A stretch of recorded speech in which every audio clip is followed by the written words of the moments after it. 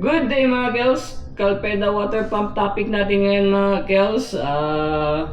AP, Advanced Settings. May tumawag kasi sa akin mga Kels from Manila.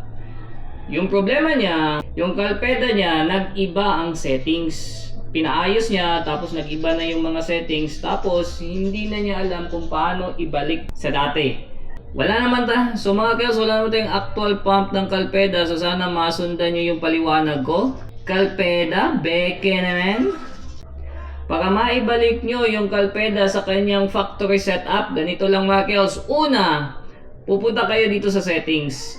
Ito yung settings mga Kels Play, tapos stop, settings, enter. Ito mga Kels, marami to. It's either okay, next, and reset. So, yan mga Kels Ito. So mga Kels, unang-una, para malaman nyo na nag-reset na yung factory setup nyo, punta kayo sa bar. Ito yung bar. Paano ba pumunta sa bar? Stop nyo muna mga Kels. Pag stop nyo, makikita nyo dito sa screen, ang nakalagay is STB or standby.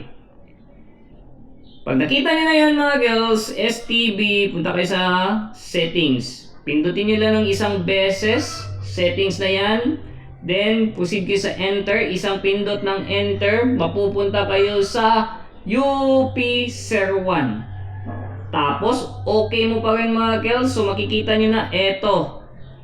2.9 bars. Pero dapat, ang nakaset up sa inyo is 3.5 bars.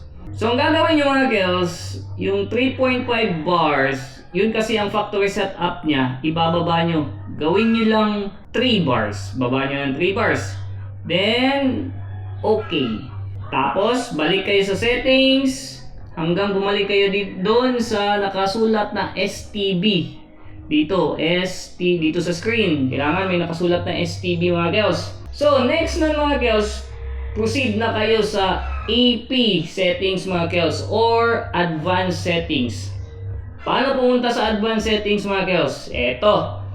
Pindutin nyo yung settings. Makikita nyo yung UP or nakasulat UP. Pindutin nyo pa rin yung settings. Pupunta na kayo sa advanced settings or AP ang nakasulat. Pag enter nyo mga Kels, hihingi yan ng 4-digit number. Dito may 4-digit number, yung password. Hindi mo kasi ma-access yung advanced settings nang walang password. Yung password mga Kels, andun sa manual nyo. Manual handbook. Pabili nyo ng Calpeda, may manual handbook doon sa box. So puntahan nyo lang yan mga Kels, 4 yun. So una, lagay lang kayo, number, kayo na bahala. Then enter, then next naman, number naman, then enter, then pangatlo. Pag nakuha nyo na yung number, for example 5, enter nyo na naman. Tapos pang-4, enter. Lalabas na yan mga Kels yung AP Advanced Settings. So pag AP Advanced Settings, lalabas dun AP01 dito. AP01.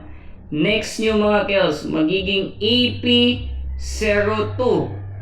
Tapos enter nyo. May choices dun, yes at saka no. Piliin nyo lang yung yes. Ibig sabihin nun, magre-reset factory settings kayo, babalik sa dati. Pag yes nyo, pindutin nyo naman yung okay or enter. Tapos, balik kayo sa settings. Bumalik kayo dun sa STB or standby. Okay? Pagbalik nyo sa standby, balikan nyo yung sinet up natin na bars. So, settings, pupunta kayo sa UP01. Makikita nyo yun, UP01, then okay. UP01, then okay mo na naman, makikita mo na yung bars. Tingnan mo kung naging 3.5. Puntahan nyo, kailangan nyo makita 3.5. Diba, binago natin yun na 3 bars. Pag nakita nyo na 3.5 bars na yun mga Kels, ibig sabihin, nag-reset factory settings na siya mga Kels.